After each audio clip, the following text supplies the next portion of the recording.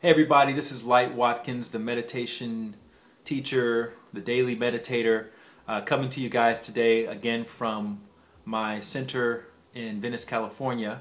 And today I want to talk to you guys about the subject of consciousness.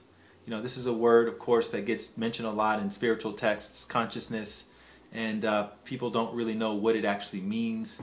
So I'm going to give you guys a good point of reference for what consciousness actually is in relation to the practice of meditation.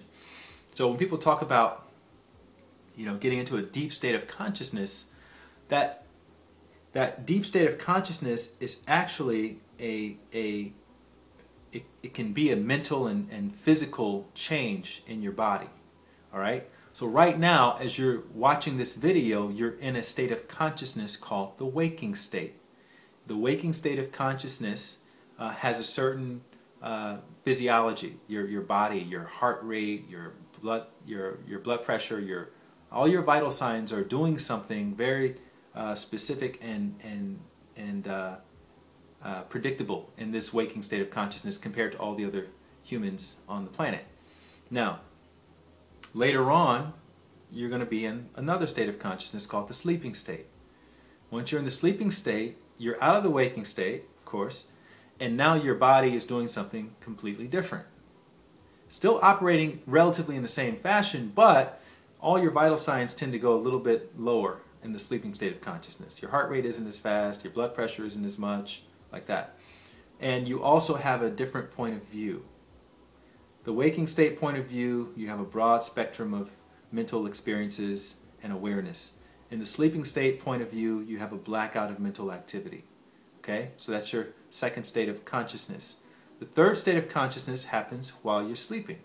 We call that the dreaming state. When you're dreaming, your physiology and your point of view is different from the waking state and the sleeping state. Okay? Now, those three states of consciousness everybody is supposed to experience in order to be healthy. If you're not experiencing one of those states of consciousness, you're going to create imbalances inside. And that's why if you listen to my sleep deprivation video, that's why imbalance occurs from being sleep deprived, because your body actually needs more sleep than you're able to give it. So if you miss the dreaming state, same things can happen. You can start experiencing imbalances to the extent that you begin dreaming during the day, okay, which they call psychosis. So if you want to avoid mental disorders, you need to make sure that you're sleeping deep enough in order for the body to have its dream experiences. But I digress. My point of this video is that when you're practicing true meditation, you're able to cultivate a unique fourth state of consciousness.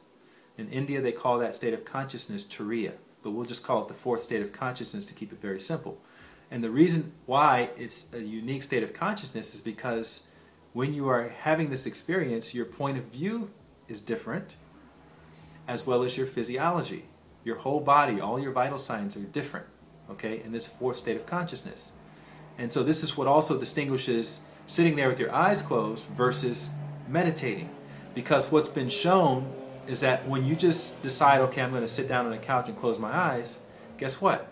You're still in the waking state of consciousness with your eyes closed. You're not shifting in that consciousness state. It's like saying I'm going to go sleep while sitting on the couch and you're sitting there with your eyes closed, but everything else is still functioning the same. You're not having the sleeping experience. If you know you're sleeping, while you're sleeping, guess what? You're not sleeping. Because when you are truly sleeping, you have a blackout of mental awareness. So there's no thought telling you, hey, guess what? You're sleeping right now.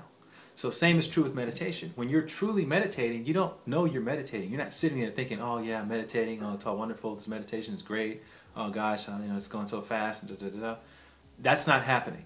When you're truly meditating, you're lost in other thoughts, you're feeling like you're falling asleep, you're feeling like you're transcending your thoughts, you're having big gaps where you're not aware of what you're thinking about or what's going on, you don't remember thinking, you don't remember sleeping at all, 5 minutes feels like 2 minutes and that kind of thing. So that's what happens when you are truly meditating versus just sitting there with your eyes closed. And anyway, it's a fourth state of consciousness.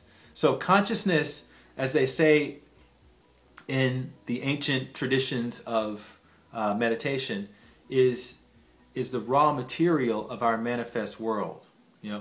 Everything that we can see and experience around us is comprised of particles. And if you look at those particles close enough, you'll see that the particles that we think are the smallest particles in existence are actually made up of smaller particles. And they discovered this 30, 40 years ago, that atoms were made up of smaller particles, protons and neutrons and electrons, which are made up of smaller particles, quarks and leptoquarks, which are made up of smaller particles, bosons and neutrinos and things like that. But when they look at those little tiny particles closer than that, what they see is that there are no more particles. Instead of seeing particles, what they see in quantum mechanics are wave functions. These waves come into existence and out of existence and like that, in and out, in and out. And when it's in, that's what we call the thing. That's what creates the boson, which creates the quark, which creates the proton, which creates the atom, which creates the molecule, which creates the thing. But when they collapse out of existence, where do they go? They go back into the field of consciousness. And this motion here looks very similar to another thing we're all aware of, which is water, the ocean. The ocean breaks its symmetry, it forms wave. Wave de-excites, collapses back in the ocean, like that. So the raw material of waves is ocean water. The body of consciousness is just like the body of the ocean, breaking its symmetry, forming little individual particles that give rise to whatever we call reality. And when we practice meditation, meditation is actually a subset of yoga. Yoga means to unite. It means forming a union. So what you're uniting there is your individual awareness with your universal awareness. Your individual awareness is who you know yourself to be based on facts. Where you're from, what your sexual orientation is, what your race is, how much money you make, what you do for a living, what kind of car you drive. That's your individuality. And most people are primarily identified to their individuality. That is who they feel like, that comprises the entirety of their existence. And what they've realized with the meditation practice is that actually, when you get a chance to de-excite that individual awareness, finally, and you merge with your universal awareness, who and what you knew yourself to be is actually a lot more expansive. It's a lot bigger. And not only that, if you are a part of the ocean, guess what? That must mean that all the other waves are also a part of the ocean. So there's a thread of connection that goes beyond just being an intellectual understanding and becomes a sensual experience. So that's what meditation is.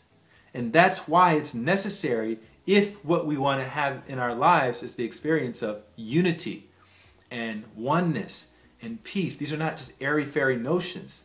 These are tangible feelings that you can have that will help to inform the choices that you make, based on the background feeling of unity. So that's what causes us to move through our life with the level of trust and knowingness that you wouldn't ordinarily have by just seeing what's at the surface of the ocean all the time. You got to go beyond the surface. And that's precisely what meditation does, and that's why it's compulsory if you want to have better experiences outside of meditation. So that summarizes consciousness. I hope I was able to explain it in a way that made sense to you guys. And if you want to read more about it, I write about it all the time on my website, beginmeditating.com. And so check that out when you get a chance, and we'll see you guys next time. Take care.